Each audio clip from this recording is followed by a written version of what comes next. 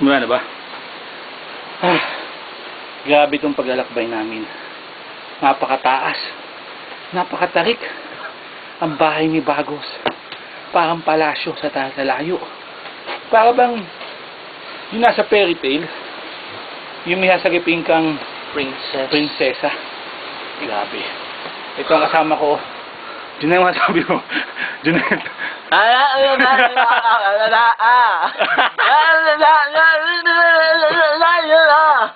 Grabe. Kung makikita nyo po, mga kaibigan, mga taga-ACS, ang aking mga kaibigan, si Ramir, Boy Pawikan.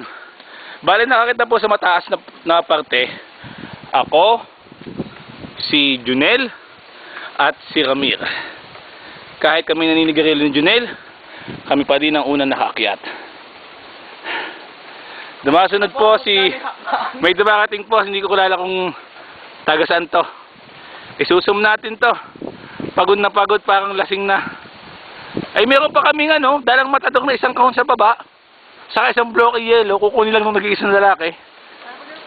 Kita mo yun? So pinanggalingan namin kanina pa. Kukunin nung lalaki ang isang bloke yellow at isang kahon matador. Aakit siya mag-isa. Grabe. Pero kung hindi niyo naman talaga papaltatin niyo naman ang view dito.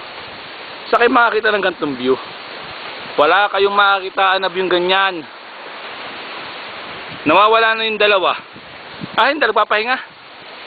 Ha? Malayo pa ba si Ruel?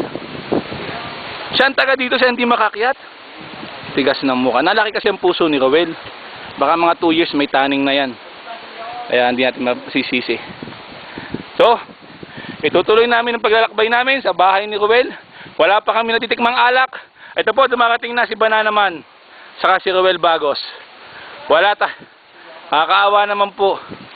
Wala pa kami natitikmang alak. Wala pa kami natitikmang kambing. My God.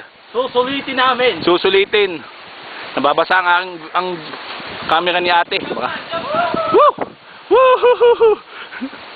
Baka may makita ko dito ng white lady, nakakatakot naman.